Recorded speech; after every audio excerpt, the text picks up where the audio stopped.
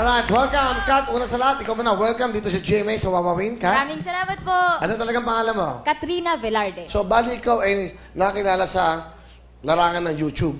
Facebook po. Facebook muna. Yes, And then, Facebook. ano ginawa mo? Kwento mo nga. Bali kasi kumakanta ako, nagpa-practice lang ako, tapos humawak lang ako ng microphone, tapos in-upload ko lang siya. After 2 years, bigla siyang nag-viral na lang.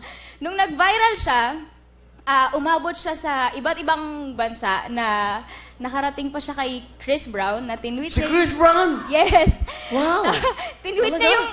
niya yung video. Si Chris Brown to? Yes. naman, ha? Tapos, since idol ko kasi si Beyonce, yung kinanta ko sa video is Dangerously in Love. So, sobrang na-shock talaga ako nung nakita ko na pinost din at pinost sa Facebook tsaka sa Twitter nung mismong gitarista ni Beyonce na si Bibi McHill. Wow, ganda pala nito. Hindi natin alam yan, ha? Ikaw daw i-guest ni Gary Valenciano. Yes, yun po yung sa pinapromote niya kanina. Isa po ako sa mga guest. Meron pa po kaming susunod na run sa 19 and 20. Pero kailan? It's coming Friday. Gary V na, di ba? Ito na, Yes, Friday na. Friday. Malapit na. So, imbitahin mo. Importante ma-imbita mo. Lalo na yung mga nag-hits mo, yung mga nanood sa'yo sa YouTube, sa Facebook. Sa lahat po ng sumusuporta po sa akin at sa lahat din po ng mga guests na sinusuportahan niyo po, please watch Gary V Presents at the Theater at Soler. So, magkita-kita po tayo. For ticket, please call 891-9999. Okay. Good luck. Ito naman, YouTube sensation din. Please welcome Amiel. Saan ka ba nakita? Sa Facebook ba o YouTube? Una po kasi nag-viral po ako sa Facebook, sa YouTube po, tapos sumunod sa Facebook po. Umabot po siya ng 26 million views po. Views? Opo.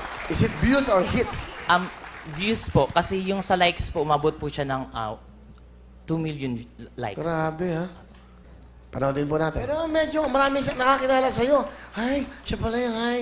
Oh, Yes po, Kuya. Naiiyak ka. Yes po, Naiiyak. Will. Yes. Saan yun? Sa Glorieta Mall po siya. Actually, napadaan lang po ako doon. Kasi pupunta po kaya ako. dinadaanan-daanan ka eh. Hindi po. Hindi po. Ibig ko sabihin, Will, dumaan ako doon, tapos nakita ko ng isang kaibigan ko. Sabi niya, kantahan mo naman ako kasi wala pa siyang benta. Kasi hindi ko alam na may nag-video na pala sa akin. In 1 week po, nag-viral siya.